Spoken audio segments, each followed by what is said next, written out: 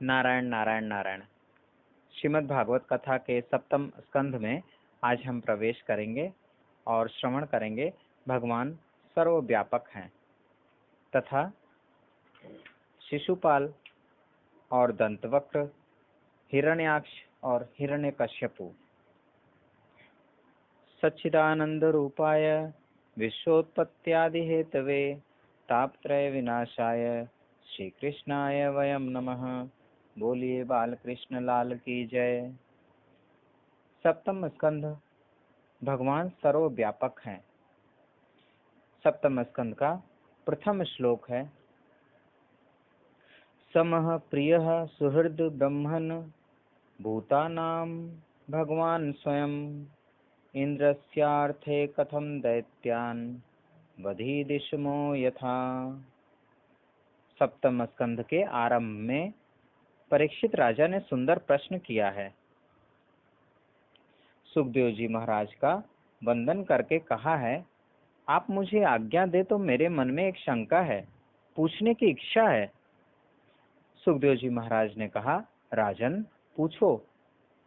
परीक्षित जी ने कहा, आपने कथा में अनेक बार मुझे ऐसा कहा है कि भगवान सब में है, तो जो भगवान सब में है वह कहीं ज्यादा और कहीं कम है, ऐसा तो नहीं है।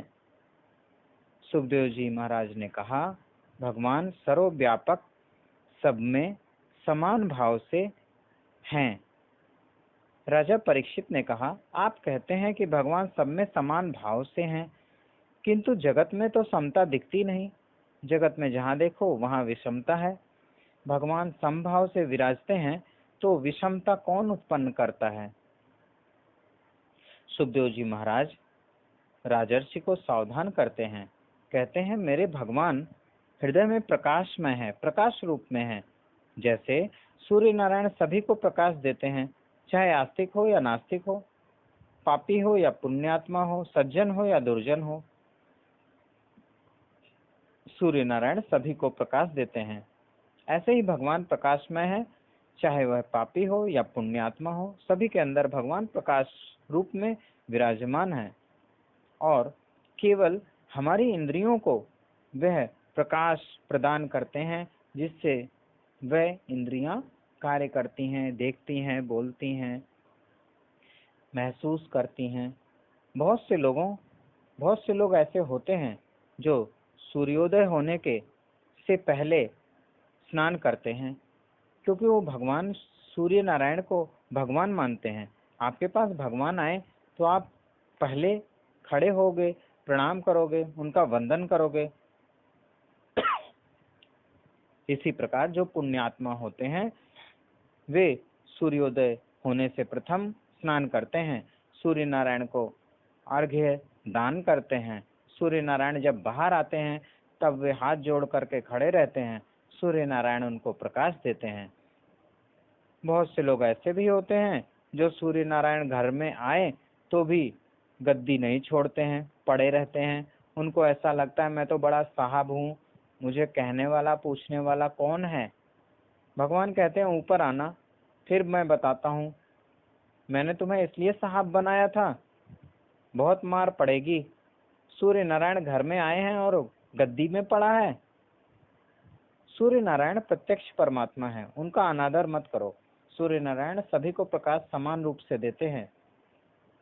परमात्मा की समता सूर्य नारायण के प्रकाश के समान है। निर्गुण निराकार परमात्मा प्रकाशमय है, सभी को समान प्रकाश देते हैं। सूर्य के प्रकाश में कोई पाप करता है, सूर्य के प्रकाश में कोई पुण्य करता है। सूर्य के प्रकाश का प्रयोग करके कोई अन्न उत्पन्न करता है और सूर्य के प्रकाश का प्रयोग करके कोई नशे की वस्तु भी, अफीम भी तैयार करता है। तो भगवान सभी में समान रूप से विराजमान है, किसी में कम ज्यादा नहीं। भगवान प्रकाशमय है। सगुण साकार भगवान लीला करते हैं। भगवान की लीला में भी कभी कभी विषमता देखती है, उस विषमता में भी समता है। राजा का प्रश्न है, वत्रासुर भगवान का भक्त था तो उसे क्यों मारा। सुखदेव जी महाराज बताते हैं, उसको मारा नहीं, उसको मुक्ति दी है। श्री कृष्ण की मार भी प्यार के समान है। श्री कृष्ण की मार में भी प्यार है। भगवान की दो प्रधान शक्तियां हैं, निग्रह शक्ति और अनुग्रह शक्ति। अनुग्रह शक्ति से देवों का कल्याण करते हैं और निग्रह शक्ति से दैत्यों का कल्याण करते हैं। कभी कभी माँ भी अपने दो बालकों के साथ विषमता करती है।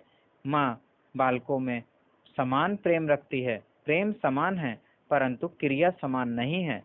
जो बड़ा पुत्र है उसको थोड़ा ज्यादा खिलाती है, जो छोटा पुत्र है उसको कम देती है, कभी देती भी नहीं है। जो छोटा बालक है उसको ऐसा लगता है मेरी माँ मुझे कम देती है। वह रोता है, मांगता है, माँ सुनती ही नहीं है। माँ को पूछो कि इन दो बालकों में तेरा प्रेम किस में ज्यादा है। माँ ऐसा कहती है।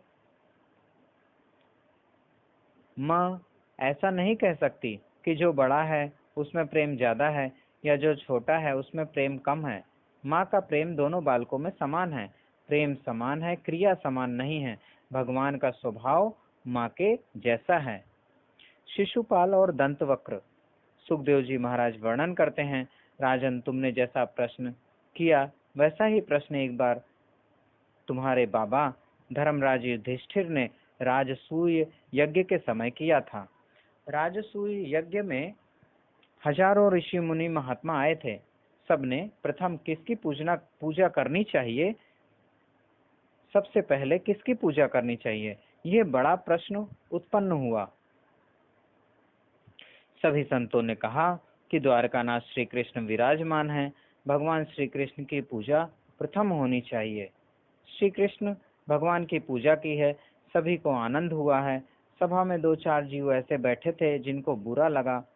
शिशुपाल खड़ा हुआ है और शिशुपाल सभा में श्री कृष्ण की निंदा करता है। जिस सभा में प्रथम पूजा का मान मिला उसी सभा में श्री कृष्ण का अपमान हुआ है। श्री कृष्ण शांति से सहन करते हैं। शिशुपाल सभा में गाली देता है। कदाचित सभा में कोई आपको गाली दे, सभा में कोई आपका अपमान करे तो सहन करोगे? कथा सुनने के बाद सहन करो, आपका कल्याण होगा। जो सहन करता है भगवान उसके पक्ष में रहते हैं। ये संसार तो ऐसा है कि भगवान जगत में आए तो भी कितने ही जीव ऐसे हैं जो भगवान की निंदा करते हैं। मेरी निंदा कोई ना करे ऐसी इच्छा रखना ही नहीं। मेरी निंदा हो तो अच्छा है, मेरा पाप कम होगा। निंदा करने वाला व्यक्ति का पुण्य घटता है, जिसकी निंदा की जाती है उसका पाप कम होता है। सुखदेव जी महाराज वर्णन करते हैं, शिशुपाल श्री कृष्ण को 100 गाली देता है। 100 गाली परिपूर्ण होने के बाद श्री कृष्ण ने सुदर्शन चक्र से उसका मस्तक काट डाला है। शिशुपाल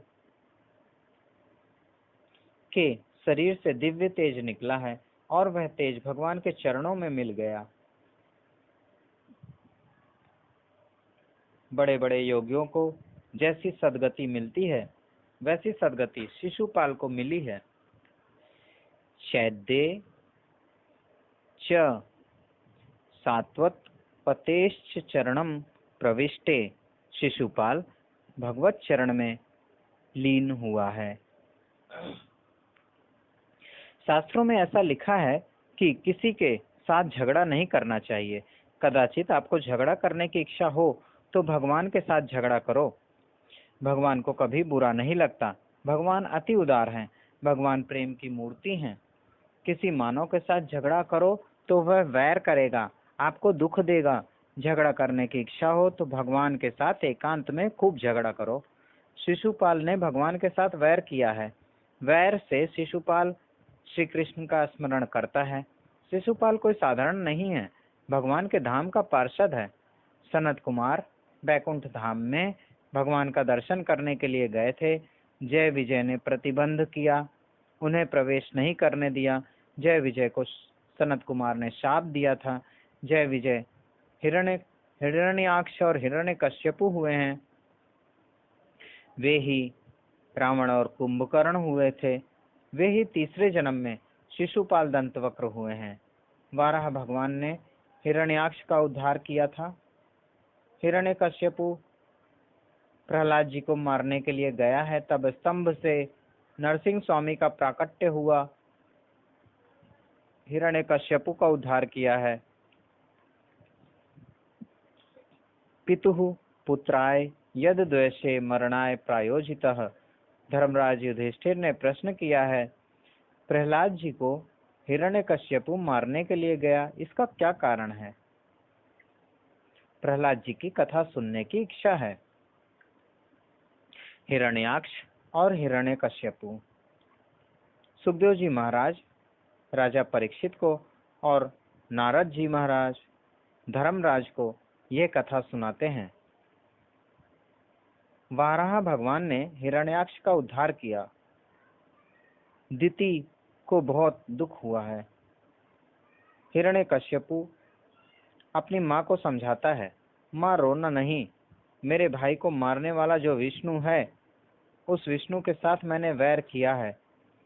मैं आज बोलता नहीं हूँ, मैं अब तपश्चर्या करने के लिए जाता हूँ।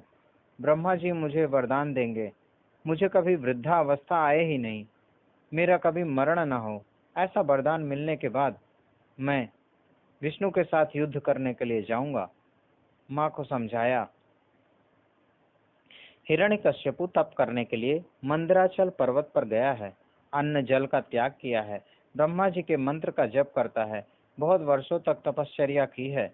ऋषियों को भी आश्चर्य हुआ है, ब्रह्मा जी वहां आए हैं, बहुत वर्षों का संयम रखा था। उसकी काया कंचन के जैसी तेजस्वी हो गई थी। हिरण्यकश्यपु ब्रह्मा जी की स्तुति करता है।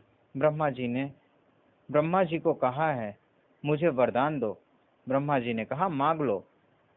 हिरण्यकश्यपु ने कहा, मेरा मरण दिवस में ना हो, मेरा मरण रात्रि में ना हो, मेरा मरण मानव से ना हो, मेरा मरण पशु से ना हो, मेरा मरण पृथ्वी में ना हो, आकाश में ना हो, मेरा मरण अंदर ना हो और बाहर ना हो। ब्रह्मा जी को आश्चर्य हुआ, अंदर नहीं बाहर नहीं, तेरा मरण कैसे होगा? हिरण्यकश्यपु ने कहा, मुझे मरना ही नहीं है। ब्रह्मा जी ने भगवान नारायण का स्मरण करके कहा, ऐसा ही होगा। थोड़ा सा विचार करें तो ध्यान में आएगा, हिरण्याक्ष और हिरण्यकश्यपु दिति के दो बालक हैं। दिति शब्द का अर्थ होता है भेदभाव। जहाँ भेद है वहीं भय है, जहाँ अभेद है वहाँ अभय है। माँ और कन्या दोनों एक ही होते हैं। कन्या को माँ का कभी भय नहीं लगता। सास और बहू दो भिन्न होते हैं, बहू को सास का भय लगता है। जहाँ भेद होता है वहाँ भय रहता है, जहाँ भेद नहीं होता वहाँ भय नहीं रहता। जहाँ भेद है वहाँ भय है। पिता और पुत्र दोनों एक होते हैं, भेद नहीं होता, भय नहीं होता। नौकर और मालिक भिन्न होते हैं। पुत्र को पिता का भय नहीं लगता, नौकर को मालिक का भय लगता है। दिति शब्द का अर्थ है भेद, बुद्धि। जहाँ भेदभाव है वहाँ अहमता, ममता आदि आती है। हिरण्याक्ष ममता है, हिरण्यकश्यपु अहंता है। यह अच्छा है, यह खराब है, यह काला है, यह गोरा है, यह जवान है, यह बुढ़ा है। भेदभाव से जो जगत को देखता है उसी के मन में विकार वासनाएं आती हैं।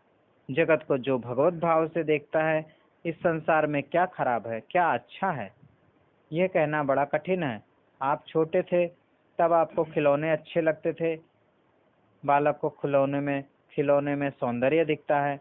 बालक का खिलौना कोई उठा ले तो वह रोने लगता है। अब आपको खिलौने में सौंदर्य दिखता है, क्या अच्छा है, क्या खराब है। मन को शांत रखना हो तो जगत का विचार छोड़ दो। जगत में कुछ भी खराब नहीं है, जगत में कुछ भी अच्छा नहीं है। इस जगत में, इस संसार में श्री कृष्ण के बिना कुछ अच्छा भी नहीं है। आज आपको जो अच्छा लगता है, संभव है कल आपको वह अच्छा नहीं लगेगा। मन बदलता है, स्वभाव बदलता है, प्रारब्ध के अनुसार जीवन भी बदलता है। जीवन में ऐसा अनुभव होता है, आज आप जिसकी प्रशंसा करते हैं, एक दिन उसकी निंदा भी करोगे। जगत में कुछ भी खराब नहीं है, जगत में श्री कृष्ण के बिना कुछ भी अच्छा नहीं है। दिति भेद बुद्धि है, उसके दो बालक हैं, अहंता और ममता। आप जिसको अच्छा समझते हो वह ममता होती है, आप जिसको खराब समझते हो उसमें द्वेष होता है, मन बिगड़ता है। हिरण्याक्ष ममता है, ममता को मारना बड़ा कठिन है, अभिमान को मारना बड़ा कठिन है। हिरण्यकश्यपु देहाभिमान है, देहाभिमान दुख देता है। मैं पुरुष हूँ, मैं स्त्री हूँ, यह देहाभिमान भूलता नहीं है। भगवान की भक्ति ऐसी करो कि याद ही नहीं आए कि मैं स्त्री हूँ या मैं पुरुष हूँ। जिसको याद आता है मैं पुरुष हूँ, मैं स्त्री हूँ, उसको काम मारने के लिए आता है। भगवान की भक्ति ऐसी करो, स्त्रीत्व को पुरुषत्व को भूल जाओ। जो देह भाव को भूलता है उसी को देव का दर्शन होता है। हिरण्याक्ष ममता है और हिरण्यकश्यपु देहाभिमान है, अहंता है। जहाँ देहाभिमान का राज्य है वहाँ दुख है। देहाभिमान साधारण ज्ञान या भक्ति से नहीं मरता है। प्रहलाद के जैसी भक्ति करो, सतत भक्ति करो, लगातार भक्ति करो, तीव्र भक्ति करो, तो देहाभिमान समाप्त होता है। हिरण्यकश्यपु को सायंकाल में मारा है। हिरण्यकश्यपु ने कहा था, अंदर मेरा मरण ना हो, बाहर मेरा मरण ना हो। हिरण्यकश्यपु को देहरी पर मारा है। देहरी चौखट, अंदर नहीं है, बाहर भी नहीं है, मध्य में है। प्रत्येक संकल्प के मध्य में भगवान को रखो। ब्राह्मण संधि काल में संध्या करते हैं। दिवस जब समाप्त होती है, रात्रि का जब आरंभ होता है, उस समय सायं संध्या की जाती है। रात्रि की जब समाप्ति होती है, दिन का जब आरंभ होता है, तब प्रातः संध्या होती है। ब्राह्मण समय की संधि को संभालते हैं। भगवान के भक्त प्रत्येक संकल्प की संधि में भगवान को रखते हैं। मन संकल्प से ही जीवित है। संकल्प रहित मन भगवान में मिल जाता है। दीपक में तेल ना हो तो दीपक शांत हो जाता है। संकल्प रहित मन भगवान में मिल जाता है। एक संकल्प हुआ और दूसरा संकल्प होने वाला है, दोनों के बीच में श्री कृष्ण को रखो। नारायण नारायण नारायण। कल की कथा में हम श्रवण करेंगे प्रहलाद चरित्र। श्री भागवत भगवान की है आरती, पापियों को पाप से है तारती। ये अमर ग्रंथ, ये मुक्ति पंथ, ये पंचम वेद निराला, नव ज्योति जगाने वाला, हरि नाम यही, हरि धाम यही, जग मंगल की है आरती, पापियों को पाप से है तारती। ये शांति गीत पावन पुनीत, पापों को मिटाने वाला, हरि दर्श कराने वाला, है सुख करणी है दुख हरणी, मधुसूदन की है आरती, पापियों को पाप से है तारती। ये मधुर बोल जग फंद खोल, सन्मार्ग बताने वाला, बिगड़ी को बनाने वाला, श्री राम यही घनश्याम यही, श्री राम यही घनश्याम यही, प्रभु के महिमा की आरती, पापियों को पाप से है तारती। श्री भागवत भगवान की